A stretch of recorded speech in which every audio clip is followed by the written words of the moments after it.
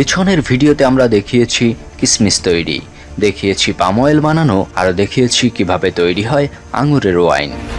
ভিডিওগুলো আপনাদের কাছে খুবই পছন্দ হয়েছে দেখে আমিও আরও দুর্দান্ত ম্যানুফ্যাকচারিং নিয়ে এসেছি আজকের ভিডিওতে। তো ভিডিও দেখতে দেখতে আপনি চাইলে একটা লাইক দিতে পারেন, আর আমি শুরু করে দেই আজকের video. Chewing gum.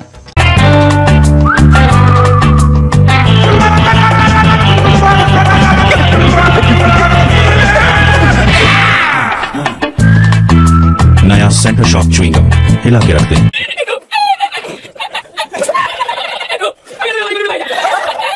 Comes in gum balls of all colors and sizes. Chewing gum বানানোর প্রসেস শুরু হয় কম্প্রেস মেশিনে প্লাস্টিক আর সিনথেটিক ম্যাটেরিয়াল দিয়ে। It all starts with a gum base, the stuff that makes gum chewy. Traditionally, the base came from tree resin.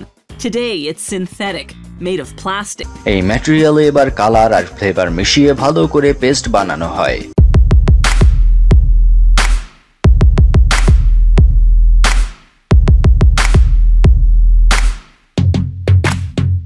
এরপর একটা কনভেয়ারে এই পেস্টের সাথে এবার গ্লুকোজ সিরাপ মেশানো হয়, যা পেস্টকে সফট বানায় আর চুইং গামে আলাদা একটা স্বাদ নিয়ে আসে। তো এইসব ইনগ্রেডিয়েন্ট মেলানোর পর চুইং গাম আধা ঘন্টা মেশানো হয়। একে দলাই মলাই বলাই ভালো। Sweetener is a strong sweetener like aspartame. Discussing its quality and specialty, these intense sweeteners are synthetic substances that don't contain calories. তো এই দলাই মলাই বা মিক্সডের পর চুইং গামের টেক্সচার আসে, আর চুইং গামও চটচটে হয়ে যায়। এবার এই চুইং গামকে ঢোকানো হয় এক্সট্রুডার মেশিনে।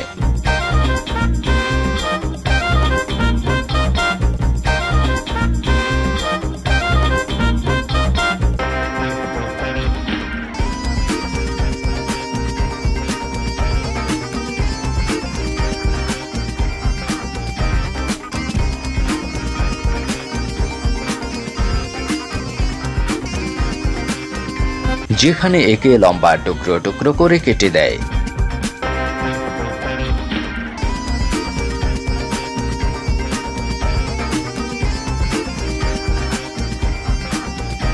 এরপর এই লম্বা টুকরো চুইং গাম যায় ফ্রিজারে।